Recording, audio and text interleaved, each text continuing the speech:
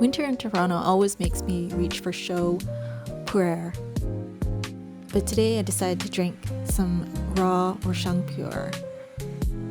This is a cute treat box of puer tea from Bitterleaf Teas. I think this one is Monsieur Leffler Sheng puer. Sheng puer is a tea that is slowly fermenting over time. And young Sheng is quite bitter, and the longer it ages, the more mellow it becomes. I can't remember how old this tea is, but it's at least 6 years old, so still quite young.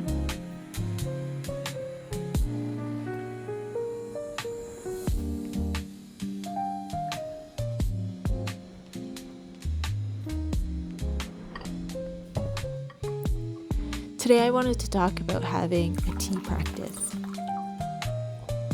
and why a daily tea practice is beneficial for your microbiome. First, how is tea practice defined? To me, it's being mindful while brewing and drinking tea. I really want to emphasize the word mindful. You can brew tea in whichever way you choose is best for you. And whatever type of tea you enjoy, the key really is mindfulness.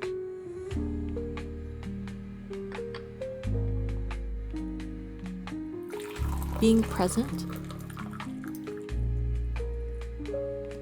enjoying the process. It doesn't have to be an elaborate tea ceremony, but it can be if you choose it to be.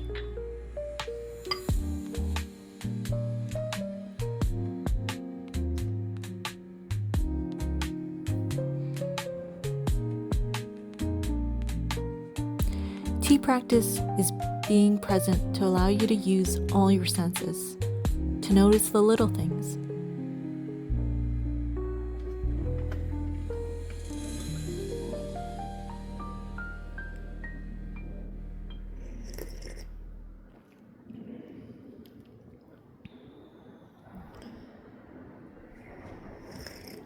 I'm not going to get into the polyphenols of tea or any of the nutrients today.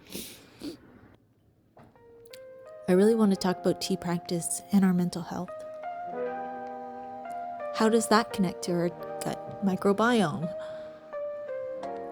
Our gut microbiome is becoming more and more studied for how it contributes to our well-being, physically and mentally, so not just about digesting food.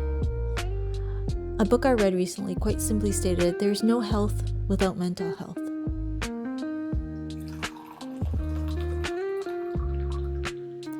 Research suggests meditation is connected with improved gut health. And in some ways, I think a tea practice is meditation. There are different techniques to meditation, but the goal is to train attention and awareness to achieve a mentally calm and stable state. With tea practice, we are also experiencing tea and the act of brewing tea with our senses. We are training ourselves to be mindful of the smell of the tea leaves, the smell of the tea, the taste and the mouthfeel of the tea. Our hands feel the warmth of the cup before the tea touches our lips and tongue. We hear the sound of the water, the difference between hitting the dry leaves and pouring the infusion out into a fairness pitcher or cup. And finally, sight. You can admire the leaves themselves, the color of the tea, or the teapot that you're using. You don't need expensive teaware.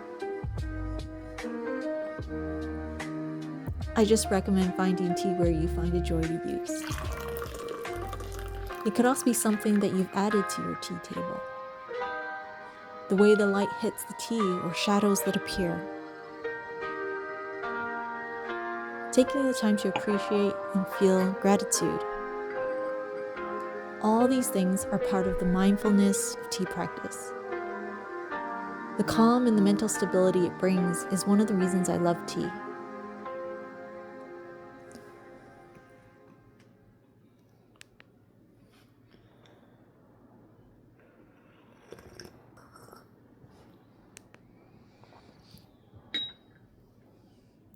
Hope you've all had a chance today to enjoy some tea today.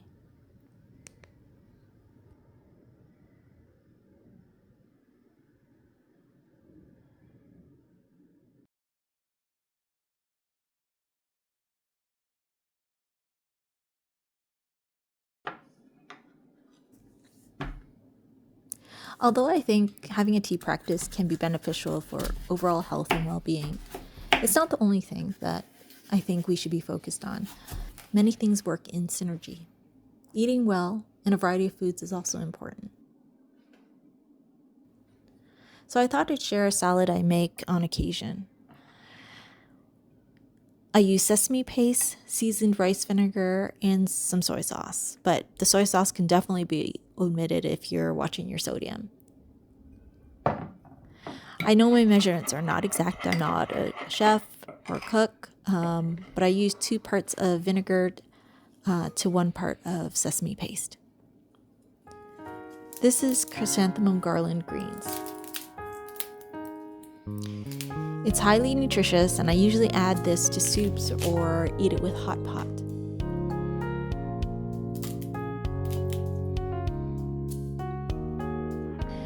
And then I just chop the sesame dressing and some fried shallots on top of the greens, and I add some sliced apples. I think pears would also work, but I tend to always have apples around.